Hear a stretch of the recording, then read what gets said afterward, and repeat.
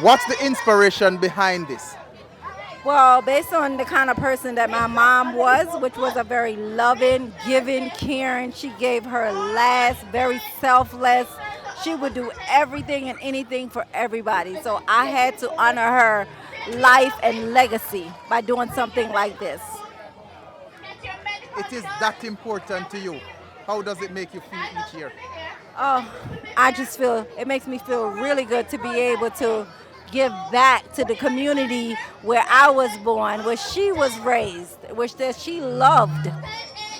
When you started it, or when you thought about it the first time, did you envisage this sort of response? I really didn't. I wanted this sort of response, but I didn't envision it to be of this magnitude at all. But I'm so grateful. I'm so humbled to have this sort of turnout, and just the response has just been wonderful. And I just want to continue to do even more. It's certainly a great feeling. But I want you to just, apart from just saying it's a great feeling, put it in a bit more words for me. What does it mean to you? Well, it means a lot to me because I know she's smiling, and that makes me sleep good and rest good at night, knowing that I'm doing what she would have wanted me to do. And to continue to work on her behalf means everything. And what has been the response like from just the neighbors who knew your mom personally, lived amongst her, right? What has been the response like since you started this? Since I started this, I've had neighbors just come up, they help, they clean up the streets, they pass out flyers, they say, what can I do to be a part of this? They recommend people, they recommend DJs, they recommend chefs. They really help me. They have done a lot. Troy, for you, earlier we were talking and you were saying that, I mean, this woman was just an amazing woman. If you look, you can see that she was an adorable, loving woman. And if she was here today, it would have been more extreme, which I'm telling you, because that's the person she is.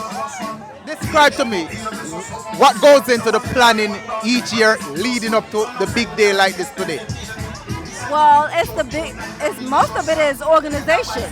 Most of it is the security, the DJ, the food, the list, the flyers, promoting the event, getting the right people in place to do the right things. That's what it's all about, the right people. Not only that, but it gives me a feeling of independence. This is independence, where you don't have a stress. If you can look, you feel independent. Everything is free. You have a good meal, a good time. Family love. That's Jamaica independence. Whenever this time is coming up, I know most of you are abroad, but what's the vibe like? To be honest, this here is the real feeling of Jamaica. Excitement. Yes. Just excitement. That's really that word, excitement. To see all these kids and be able to give back to the community where we're from means a lot to us, and I know it means a lot to my mom, and I just want her memory and her legacy just to continue to live on. What can we expect? This is the second year. I know you would have a little hiccups here and there, of course, but the objective is to get it better, right? What can we expect next year and the other years to come? We're adding more. We want to do scholarships. We want a school in her name. We want to be able to add medical to this. We want it to be so much more bigger and just greater and more people year by year. This year, how many children do you expect to give stuff to? 1,000. That's your target? Oh, great. And certainly you want it bigger next year? Yeah, so next year we want to do 1,500, and we want to do scholarships next year. What would be the most rewarding feeling in you being able to help somebody this year or each year, and then you see that seed you have planted, it bear in the future? what is the expectation? I mean, what would be the most gratifying feeling that you invested in a child, you were able to help somebody, and you see the result 5 or 6 years down the road? I would say a degree, a scholarship where they're getting a full degree. And just to see one of these children make it and speak of the reality coming to reality. Come back and give back themselves. That's what we would like, for it to continue with others, making moves to do more for the community as well. You registered as a US as a charity in the US? Yes. It's a charity, Yvonne Castle Foundation. It's a charity in the US. It's YvonneCastle.org. Support of my aunt and want to make sure everybody have a good time. Great back to school events for the kids and the community. And this is this time of the year something that you definitely look forward to. Absolutely, every year it'll become bigger and bigger and bigger, and we'll try to do more as the years go by. Definitely. All right, so it's a pleasure being here again. The reality is that when I looked last year and I looked at what is happening this year and the magnitude of the service that is being offered to the people of Old Harbour, I thought, why not merge this event and my back to school medical, my annual back to school medical, where we'd probably be able to serve more persons and they could have like a one-stop shop.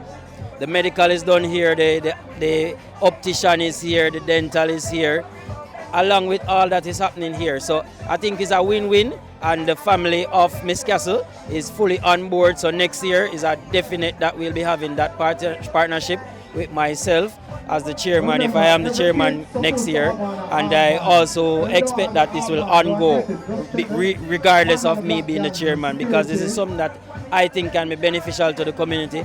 We save parents and families millions by these type of projects, so to merge it can only be a win-win for the community, for the event organizers, and for Jamaica and for itself. You have been around. You are from the community. You are from the division. Did you know Miss Castle personally? No, I'm probably too young to know Miss Castle. The reality is that I met Lisa today. I may have met her last year, but not officially. And she's a wonderful soul. It just tells a lot about Miss Castle. And the reality that they chose to bring on her memory in this particular way tells a lot about her and her humanitarian side. I'm pretty sure she's smiling now each year that this happens, because as I said earlier, we're saving families a lot, especially in a time when there are harsh economic realities. Persons come to you on a day-to-day about vouchers and back to school, and this is something that will cushion the crisis, and I'm pretty happy that the Castle family is doing this. And as a humanitarian myself and a philanthropist, I 150% support this initiative. Well, first, I have to big up my auntie Yvonne, rest in peace. It has helped me a lot because I don't have to purchase anything for back to school, books, bag, whatever. So, you know, it has helped me. I've saved that money that I would have to use to buy whatever, the books and the bags, calculator and those little stuff. So, yeah. So when you hear about this, thank God. Well, thank God, I'm excited.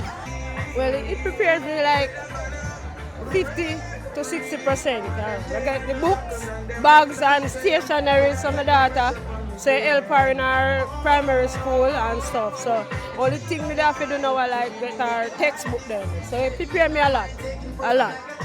Yeah. And it's very organized this year. Yes, this year we see where it is way better organized this year. So we don't have people that say them not get anything. So everybody get in, and the kids they enjoy the fun and the food. And we add more stuff like ice cream and popcorn to it. So they enjoy it. Yeah. How much do you think this really benefits the community? Like 100%. Or if there's a bigger number than 100%. Yeah. Benefits a lot.